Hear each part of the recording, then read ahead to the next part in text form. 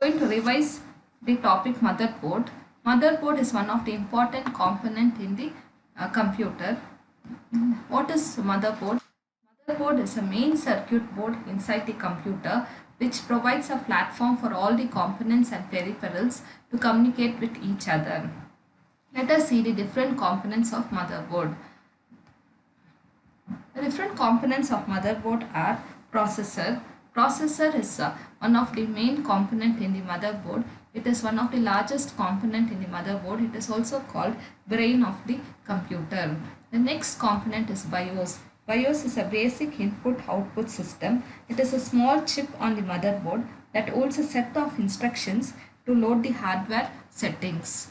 The next component is CMOS. CMOS is complementary metal oxide semiconductor. It is also a small memory chip that is used to store the date, time and system setup parameters. The next component is slots. Slots is also known as expansion slot that increases the capabilities of the computer. The next component is disk controller.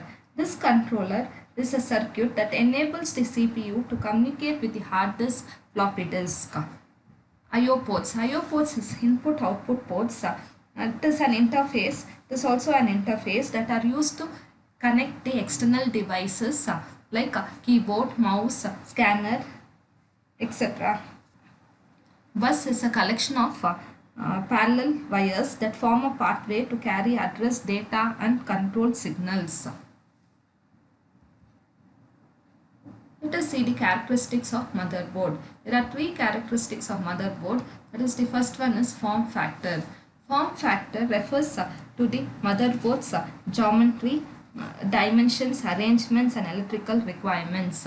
Chipset controls the majority of resources of the computer. The next characteristic is processor socket. It may be a rectangular connector into which the processor is inserted. Different types of motherboard. The first one is XT motherboard. XT motherboard is one of the oldest motherboard and it is known as extended technology motherboard. The next type of motherboard is AT motherboard. AT motherboard is advanced technology motherboard. The next motherboard is Baby AT motherboard. Baby advanced technology motherboard. It has the features of both XT motherboard and AT motherboard. The last type of motherboard is ATX motherboard.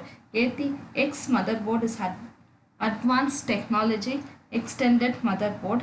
This type of motherboards are used in nowadays.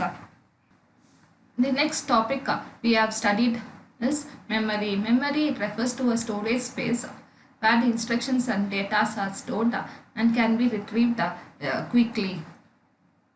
There are two types of memory, that is internal memory and secondary memory. The internal memory is also known as primary memory. Let us see the classification of memory. There are two types of memory, that is primary memory and secondary memory. The primary memory is again classified into ROM and RAM. ROM is read-only memory and RAM is random access memory. ROM is again classified into PROM, that is programmable read-only memory. EPROM, that is erasable programmable read-only memory. EEPROM, that is electrically erasable programmable read-only memory. RAM is random access memory. It has been classified into two types, that is SRAM and DRAM. SRAM is static RAM and DRAM is dynamic RAM. Let us see the secondary storage devices, that is HDD, that is hard disk drive, floppy disk drive, DVD, digital visual display, pen drive. These are the commonly used secondary devices. Next important topic is cache memory. The cache memory is a high-speed memory which is placed between the CPU and RAM. Cache memory is very expensive and smaller in size. There are different types of cache memories, that is level 1 cache, level 2 cache and level 3 cache. As you can see the image of the cache here.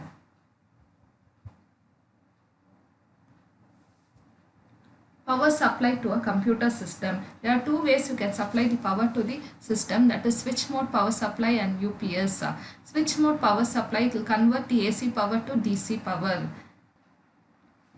UPS is a uninterruptible power supply. UPS is a power supply that includes a battery to maintain power in the event of power failure. There are two types of UPS, that is online UPS and standby UPS. Online UPS. An online UPS, it continuously provides power from its own inverter even when the power line is functioning properly. But standby UPS is also known as offline UPS, monitors the power line and switches to the battery power as soon as it detects a problem.